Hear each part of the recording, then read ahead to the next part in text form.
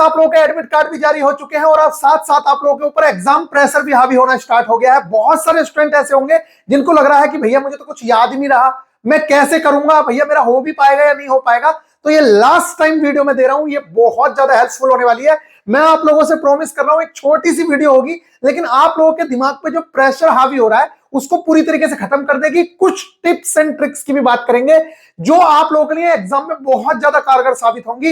हो सकता है कि आप लोगों को पहले पता ही हो, ये चीजें मैंने आप लोगों को पहले बता रखी हो, लेकिन अब आप भूल गए होंगे। तो उन चीजों पे हम बात करेंगे कि किस तरीके से अप्रोक्सीमेशन मेथड का भी यूज करना है, यूनिट डिजिट का कैसे यूज करना है। तो कुछ टिप्स एंड ट्रिक्स भी मैं आप लोगों के साथ शेयर करूंगा। लेकिन उससे पहले, एग्जाम से पहले अगर आप ये वीडियो देख रहे हैं तो निश्चित तौर से श्योर हो जाइए कि आप लोगों की टेंशन तो पूरी तरीके से छूमंतर होने वाली है। बहुत सारे स्टूडेंट का ये सवाल है कि भैया सेफ अटेम्प्ट क्या होगा, मतलब हम कितना अटेम्प्ट करके आए, हमारा पहली शिफ्ट में एग्जाम है।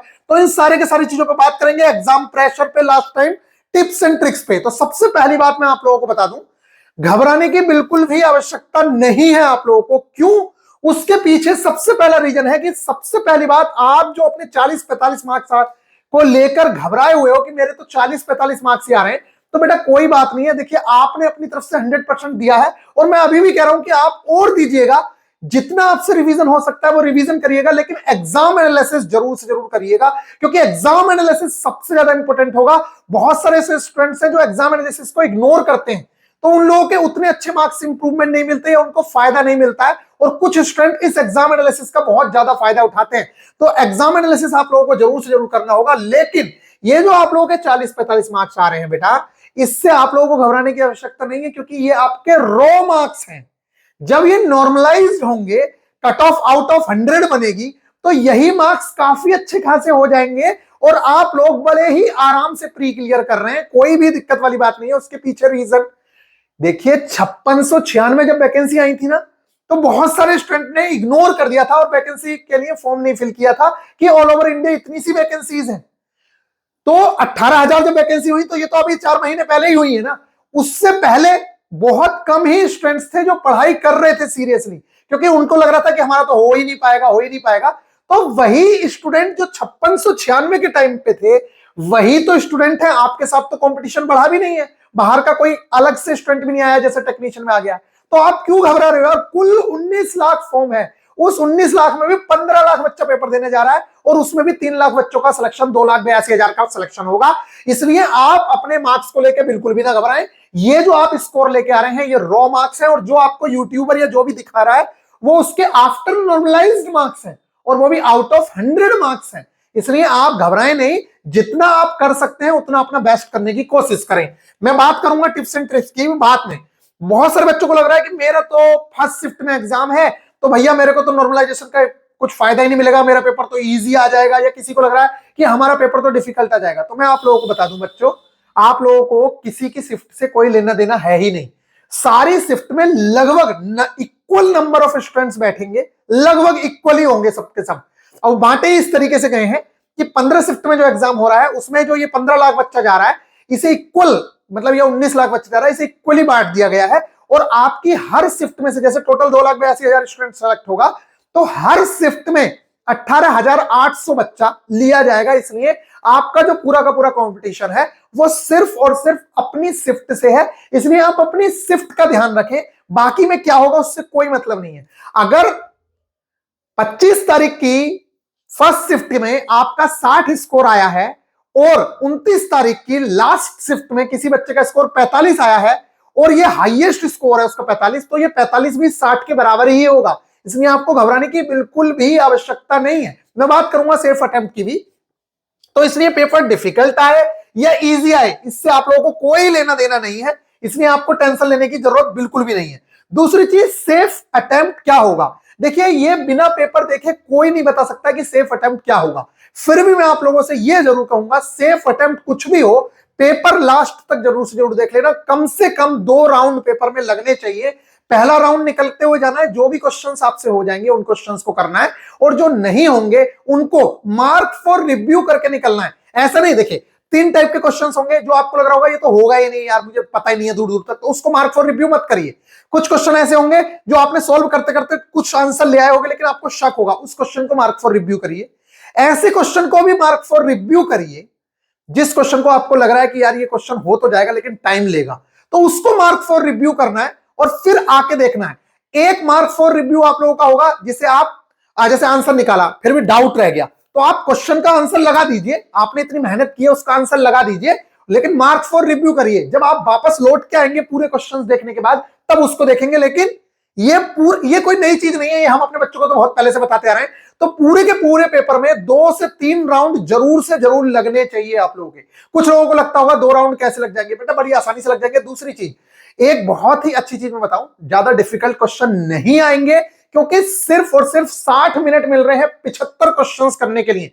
उसमें भी मैथ्स के भी, साइंस के भी, न्यूमेरिकल, रीजनिंग के भी न्यूमेरिकल, जीके तो सिर्फ 10 नंबर की ही है। अगर वो भी डिफिकल्ट आ जाएंगे तो बताओ कैसे कर पाओगे फिर। इसलिए ज्यादा डिफिकल्ट चीजों का आप लोगों को डर नहीं होना चाहिए, ज्यादा डिफिकल्ट चीजें नहीं आएंगी, और अगर आई तो आप ये मान के चलिए कि कट ऑफ सबकी ऐसी रहेगी, इसलिए आपको घबराना नहीं है। अगर डिफिकल्ट आएगा तो सबके लिए आएगा, आपको बस एक कोशिश करनी है कि मुझे पेपर में लास्ट तक जाना है हर हाल के अंदर। टोटल स्टूडेंट जो है वो 5696 वाले टाइम के ही है, इंक्रीज नहीं हुए हैं, इसलिए ये आप लोगों के लिए गुड न्यूज है। दूसरी गुड न्यूज आप लोगों के लिए है कि आप सिर्फ सीढ़ियां चढ़ते रहिए, ये पहली सीढ़ी है, इसको बस चढ़िए आप, बाकी आगे की अभी टेंशन मत लीजिए। आप पहली सीढ़ी चढ़ने की कोशिश करिए, आगे अपने आप रास्ते खुलेंगे। बेटा ये इसमें इतनी स्टेजेस होती है ना, किसी भी टाइम पे टॉपर कहीं भी लुढ़क सकता है, इसलिए आपके बहुत चांसेस होते हैं कि आप भी आगे जा सकते हो, इसलिए घबराना नहीं है। प्री के वैसे भी मार्क्स नहीं जोड़ने हैं, आप जितनी कोर कसर रह गई थी इस बार आपने मेहनत की थी, नहीं की कर पाए उतनी, तो आप सिर्फ प्री क्लियर करिए किस तरीके से, फिर आप सीबीटी 2 में जी जान लगा दीजिए। जो आपने वहां पे कमी छोड़ी थी वो आप सीबीटी 2 में पूरी कर लीजिएगा। तो यहां पे बहुत सारी स्टेजेस हैं आप लोगों के पास, आप लोगों को वहां पे बहुत सारे चांसेस मिलेंगे। कुछ लड़के ट्रेड में फेल हो जाएंगे, बहुत अच्छे अच्छे लड़के ट्रेड में फेल हो जाएंगे, जैसे कोई सीजीएल वाला बच्चा है और सीएचएसएल वाला, उसका नॉन टेक तो बहुत अच्छा है, वो यहां पे भी मार्क्स ले आएगा, लेकिन ट्रेड में फेल हो सकता है। बहुत सारे बच्चे साइको में फेल हो जाते हैं, बहुत सारे मेडिकल में फेल हो जाते हैं, तो आपके पास बहुत सारे चांसेस बनेंगे, इसलिए आपको घबराना नहीं है। अच्छे से आप सिर्फ प्री दीजिए, आप लोगों की टेंशन खत्म कर रहा हूं। दूसरी चीज, दूसरों की shift easy I difficult I उससे आप पर कोई फर्क नहीं पड़ेगा, इस चीज का ध्यान रखें। आपको तो अपनी शिफ्ट के टॉप 18,800 स्टूडेंट्स के आना है। सारे क्वेश्चंस किसी को भी नहीं आते, एक बात ध्यान रखना, कोई भी एग्जाम हो, सिर्फ साइंटिफिक गैस के चलते जो टॉपर्स हैं वो आपसे आगे निकल जाते हैं, क्योंकि उनको तुक्का मारना, एक तरीके से सिंपली लैंग्वेज में कहूं तो उनको तुक्का मारना साइंटिफिकली आता है कि क्या चीज सही है। अगर वो तुक्का भी मारेंगे तो साइंटिफिकली मारेंगे और उनका आंसर सही हो जाता है। मैक्सिमम केसेस में सही हो जाता है, 90%, 80%, 70% तक उनका सही हो जाता है, और आप तुक्का मारते हो तो आपका गलत हो जाता है। तो वो साइंटिफिक गैस करना भी आना चाहिए। सारे क्वेश्चंस आप लोगों को नहीं आते, उसके बारे में बताऊंगा आप लोगों को किस तरीके से करना है, सारी चीजें मैं बात करता हूं। एग्जाम में मिनिमम 2 राउंड जरूर से जरूर मानने हैं। टाइम से एग्जाम हॉल में एंटर कर जाना है। ये मैं एग्जाम हॉल में क्या क्या चीजें लेके जानी है, किस तरीके से क्या करना है, इसके बारे में मैं डिटेल में बताऊंगा बाद में। अगर घबराहट आप लोगों को लगे, देखिए बहुत सारे स्टूडेंट जो बहुत पढ़ते हैं लेकिन एग्जाम टाइम पे उन्हें लगता है मुझे तो कुछ आता ही नहीं, और एग्जाम में जाके होपलेस हो जाते हैं और बहुत अच्छे रिजल्ट्स घर पे आ रहे होते हैं। ऐसे एक लड़के को मैं जानता हूं, सीजीएल की तैयारी करता है, बहुत अच्छे मार्क्स लेके आता है घर पे, लेकिन एग्जाम में जाके वो मार्क्स नहीं लेके आ पाता है।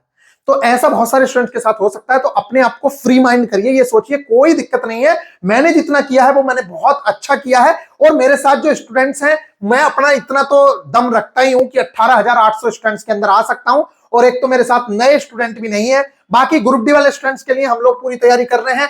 लास्ट 10 डेज में मैंने आप लोगों को बताया है कि किस किस तरीके की चीजें करनी थी, ये सारी की सारी चीजें आप लोगों को पता चल गई है। इस टाइम पे नोट्स वोट्स बनाने में मत घुस जाना।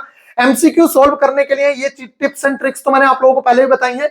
ऑल ऑफ द अबव अगर कहीं आता है तो 90% अगर तुक्का मारने की बात है, देखिए अगर आपको राइट आंसर पता है फिर तो तुक्का मारने की जरूरत नहीं है, लेकिन अगर साइंटिफिक तुक्का मारना भी है तो बहुत हद तक all of the above answer सही होता है 90% केसेस में, और नोटा जो है, नोटा मतलब none of the above 10% cases में ही सही हो पाता है, इसलिए उसको नहीं मारना है अगर तुक्का मारना है तो आपको। और एक्सट्रीम वैल्यूज कहीं भी यूज हो रही होंगी एक्सट्रीम, तो उसको बिल्कुल पूरी तरीके से छोड़ देना है। ये सारी की सारी चीजें मैं आप लोगों को पहले ही बता चुका हूं, और अगर तुक्का मारना पड़ता है तो अब मैं आप लोगों को कुछ चीजें दिखाता हूं जैसे कि आप लोगों को करना चाहिए कि क्या क्या चीजें हैं क्या नहीं है। तो चलते हैं डायरेक्ट और आप लोगों को कुछ चीजें दिखाते हैं कि देखो किस तरीके से ये सारी टिप्स एंड ट्रिक्स वाली वीडियो मैं अपने पुराने स्टूडेंट से रिक्वेस्ट करूंगा कि आप जरूर से जरूर देख के जाना, बहुत हेल्पफुल होगी ये वीडियो जो मैंने आप लोगों को दी थी, बहुत अच्छे से समझाया था। देखिए आपको क्या लगता है कि एग्जामिनर ने ये क्वेश्चन क्यों डाला होगा? आपको लगता है कि ये एग्जामिनर ने इसलिए डाला होगा ये वाला क्वेश्चन कि आप इस क्वेश्चन को सोल्व करें?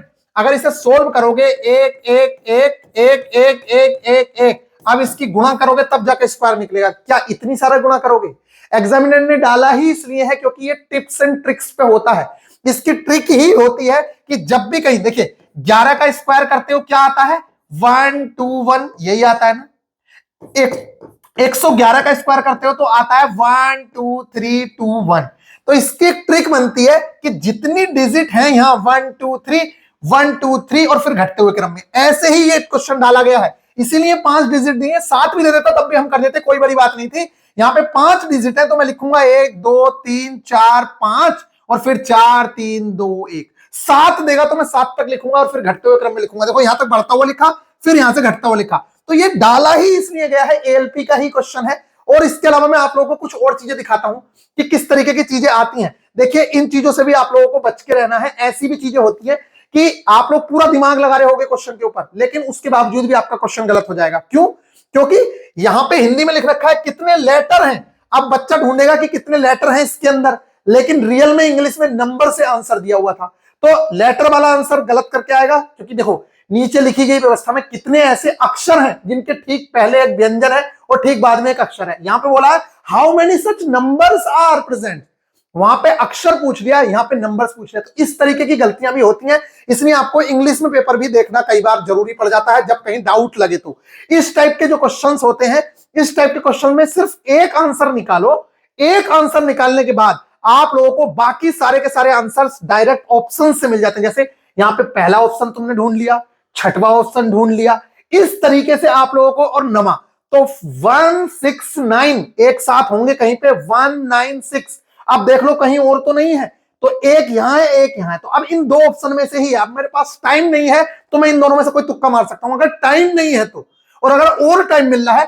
तो फिर मैं दूसरी चीज पे जाऊंगा। कहने का मतलब यह है कि जो चीजें आप लोग साइंटिफिकली कर सकते हो उन्हें ऐसे ही करना चाहिए, टाइम नहीं लगाना चाहिए। देखिए अब मैंने दो ऑप्शन तो छाड़ दी ना, मेरे 50% तो चांस हो गए। अगर मेरे पास 5 सेकंड बचे थे तब भी मैं इस क्वेश्चन को आंसर कर सकता हूं।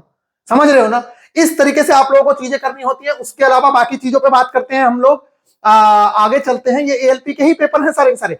देखिए इस टाइप का जब क्वेश्चन आएगा तो इसको ट्रिक से करने की कोशिश मत करिएगा, इसे शॉर्ट फॉर्म में जिस तरीके से हम लोग करते हैं, जैसे 0.9 है ऐसा क्वेश्चन आता ही आता है, 0.9 को इस तरीके से बदल लेना है, पॉइंट उड़ा के 10 ऊपर 90 कर दिया, 100 कर लिया, 10 निकल गया, √90 का निकाल लिया। ये बेसिक मेथड से ही करोगे तो ज्यादा बेहतर है। और मैं आप लोगों को कुछ अच्छी चीज दिखाता हूं जो मैं दिखाना चाह रहा हूं। एक चीज और, बहुत सारी चीजें हैं यहां पे, मेरी पूरी की पूरी फाइल थी। अच्छा ये बताइए, ये क्वेश्चन है, आपको क्या लगता है कि ये सारी की सारी चीजें जोड़ने की आवश्यकता है? मैं एक भी नहीं जोड़ूंगा। क्यों? क्योंकि मैंने देखा पॉइंट के बाद यहां तो कोई डिजिट नहीं है, पॉइंट के बाद यहां 1 है, यहां 3 है, यहां 3 है, यहां 2 है, पॉइंट के बाद 4 डिजिट है। मुझे पक्का पता है कि मेरे आंसर में 3 आएगा, लास्ट के अंदर मेरे आंसर में 3 आएगा और 4 डिजिट आएंगी। देखिए ये देखिए, ये जो समझाना चाह रहा हूं बहुत चीज समझिए। देखिए तुक्के कैसे लगते हैं, पहुंचते कैसे हैं, बच्चे अपना टाइम कैसे बचाते हैं और आप लोग टाइम बर्बाद करते हो। देखिए यहां देखिए, ये क्वेश्चन है, यहां पे मेरे को दिख रहा है 4 डिजिट आनी ही आनी है दशमलव के बाद, पक्का। जब आप इसे जोड़ोगे तो दशमलव के बाद 4 डिजिट है तो 4 आनी ही आनी है।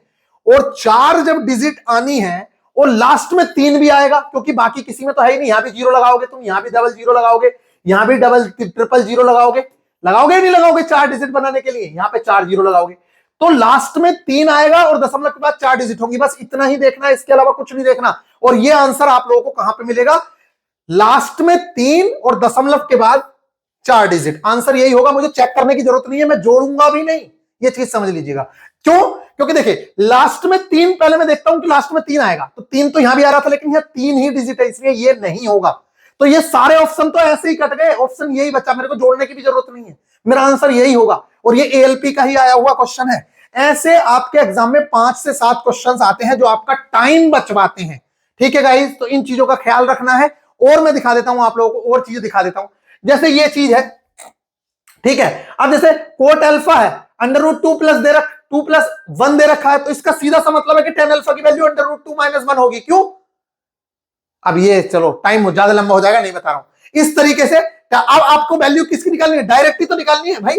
कोट अल्फा √2 प्लस 1 है, तो और कोट tan अल्फा क्या हो जाएगा? tan अल्फा √2 - 1 हो जाएगा, और इन दोनों की वैल्यू निकालनी है, जोड़ के निकाल दोगे, या घटा के जो बोला है। अब देखो जैसे ये है, इस चीज में। अब आप क्या करते हो, सारे की सारी चीजों को सोल्व करने की कोशिश करते हो। सबसे पहले पूछो आंसर में पूछा क्या है, किस चीज का पूछा है।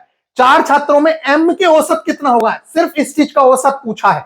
आप एक औसत मान लो कोई भी, मैंने 60 औसत मान लिया, ये 25 ज्यादा है, 60 तो 60 ही है, ये 20 कम है, ये है, इन सबको जोड़ो, 4 से भाग दे दो, और जो है 60 माना था उसके अंदर वो जोड़ दो, आंसर आ गया। मतलब ज्यादा लंबी चीजें नहीं करनी है। आप लोग बहुत टाइम लगाते हो इन चीजों में, तो ये वाली चीजें नहीं करनी। अब जैसे ये क्वेश्चन है, अब ये क्वेश्चन आप लोग क्या करोगे, सोल्व करने की कोशिश करते हो, तभी टाइम जाता है। सोल्व करने की जरूरत ही नहीं है। देखो 4 कॉमन लिया, 1 माइनस साइन स्क्वायर थीटा आ गया, तो ये कोस स्क्वायर थीटा बन गया। ठीक है, 4 बाहर निकलेगा, क्या आ जाएगा यहाँ पे, 4 में से 2 निकलेगा, कोस स्क्वायर थीटा का 2 कोस थीटा हो गया। मतलब फिर 2 कॉमन ले लो। मतलब बहुत ही आसानी से आप इन क्वेश्चंस को कर सकते हो। जैसे अपने 4 देखिए, ये सवाल जो है वो माइंड में ही सोल्व हो जाते हैं, आप लोगों को इन्हें टाइम लगाने की आवश्यकता नहीं है। अब आप देखिए यहां पे डायरेक्ट मैंने आपको कहा कि कोस थीटा निकल गया बाहर। अब यहां से 2 कॉमन ले लीजिए, और जैसे ही आप 2 कॉमन लेंगे तो 2 प्लस कोस थीटा की तो वैल्यू 8 दे ही रखी है, 16 आ गया अंदर, और अंडर रूट 16 की वैल्यू कितनी हो जाएगी, 4 हो जाएगी। इस तरीके से बड़ी ही आसानी से आप आंसर्स निकाल सकते हैं, आप लोगों को टाइम लगाने की आवश्यकता बिल्कुल भी नहीं है। अब जैसे ये क्वेश्चन है, अब देखिए इसका किसको नहीं पता होगा, sec theta plus tan theta बराबर 4 है, तो sec theta minus tan theta की वैल्यू 1/4 होगी।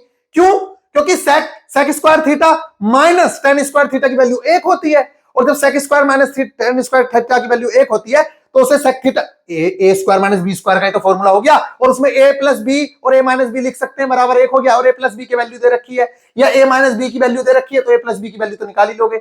इस तरीके से बहुत सारे क्वेश्चंस आप लोगों के शॉर्ट ट्रिक से आप लोग कर सकते हो। मैंने बहुत अच्छे से अपने बच्चों को ये वाली चीजें समझाई थी, और हो सकता है कि उन लोगों को ये वाली चीजें भूल गए हो, तो मैं उन लोगों से कहूंगा कि एक बार जरूर से जरूर वीडियो देख लीजिएगा। इस तरीके की गलतियां बहुत मिलती है पेपर में, इन चीजों का ध्यान रखें।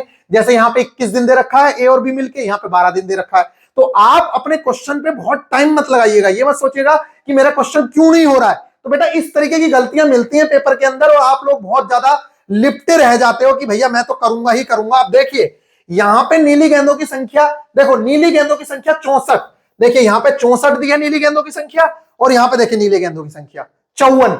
अब बताओ, आप पूरा दिमाग भी लगाओगे तब भी आपसे क्वेश्चन नहीं होगा। तो इन चीजों का ध्यान रखना है। बाद में रेलवे तो सीधा कह देता है कि चलो भाई इस क्वेश्चन को हम इग्नोर कर देते हैं, लेकिन इस क्वेश्चन के चक्कर में आपने जो अपना टाइम गवाया है उसे कौन देगा, ये बात बताइए। इसी तरीके से यहां पे देखो कोई स्पष्ट नहीं किया कि 2 केजी के एक द्रव्यमान वाली वस्तु की ओर 20 मीटर पर सेकंड की ओर, किस ओर, ऊपर की ओर, नीचे की ओर, लेकिन यहां पे लिखा हुआ है इंग्लिश में अपवर्ड।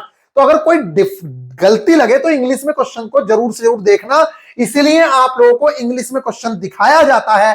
देखिए यहां पे 6:12 लिखा है, यहां पे 6:17 लिखा है। ऐसी गलतियां बहुत सारी आपके पेपर में होती हैं, इस चीज का आप लोगों को ध्यान रखना है। बाकी इस टाइप के जो क्वेश्चंस हैं, अब जैसे ये मान लेते हैं ये क्वेश्चन है, आपसे क्वेश्चन, बहुत सारे क्वेश्चन आते हैं ऐसे, अब आपसे क्वेश्चन नहीं हो रहा है, आपको क्या करना है, एक कोई तो एक पता होगा, पशुपतिनाथ मंदिर मेरे को पता है कि नेपाल के अंदर है, बी का एच से मेल होना चाहिए, मुझे कुछ नहीं आता इसके अंदर, सिर्फ मुझे पता है कि बी का एच से मेल होगा। बस यहां पे आ जाओ और देख लो बी में एच कहां है, बी में एच सिर्फ एक जगह है, इसलिए आंसर यही होगा, बाकी मुझे कुछ देखने की आवश्यकता ही नहीं है। ऐसे ही आप लोगों के एग्जाम में क्वेश्चंस बनते हैं। तो गाइज आई होप कि आप लोगों को ये वीडियो पसंद आई होगी। ग्रुप डी के लिए हम लोग बेहतरीन तरीके से तैयारी कर रहे हैं। अगर आप लोगों को वीडियो पसंद आई है तो गाइज आप लोग चाहते हैं कि इन डेप्थ में आप लोगों को बहुत अच्छे से एक वीडियो और दूं, तो मैं एक वीडियो और दे दूंगा आप लोगों को। और ये वीडियो अगर आप लोगों को अच्छी लगी है तो निश्चित तौर से वीडियो को लाइक करिएगा, जितना ज्यादा पॉसिबल हो इस चीज को शेयर करें। हम लोग एग्जामिनेशन सेंटर पे आप लोगों को मिलने वाले हैं। अगर आप लोगों का दिल्ली के अंदर एग्जाम है तो प्लीज कमेंट करके नीचे जरूर से जरूर बताइए, दिल्ली, नोएडा या गुड़गांव, अगर कहीं भी एग्जाम है उस सेंटर का नाम जरूर लिखिए। जो भी टीसीएस सेंटर हमें पास में दिखेगा हम वहां पे आप लोगों के साथ एग्जाम एनालिसिस कराने पहुंचेंगे, और बेहतरीन तरीके से आप लोगों को एक वीडियो और देंगे हम लोग एग्जाम से पहले, जो आपके कॉन्फिडेंस को और बहुत नेक्स्ट लेवल तक ले जाएगी। आई होप, मैं उम्मीद कर रहा हूं कि इससे आप लोगों को बहुत बेनिफिट मिला होगा। बाकी ये बहुत डेप्थ वाली चीजें हैं कि यूनिट डिजिट, जैसे मैंने अब यूनिट डिजिट यूज करके दिखाया आपको, वहां से इससे टाइम बचता है, क्वेश्चन भी सही होता है, कैलकुलेशन भी नहीं करनी पड़ती, और ये साइंटिफिक है, इसमें कोई वो नहीं है कि गलत हो जाएगा आपका क्वेश्चन। तो इस तरीके से हम लोगों को टाइम बताना है, और यही सारी चीजें हम लोग अपनी गाइडेंस के अंदर बताते हैं। आगे अगर आप टेक्नीशियन की तैयारी कर रहे हैं तब भी आप लोगों के लिए बहुत हेल्पफुल होंगे सेशंस जो हम लोग आपको प्रोवाइड कराते हैं। मिलेंगे नेक्स्ट वीडियो में, ख्याल रखिएगा, टेक केयर।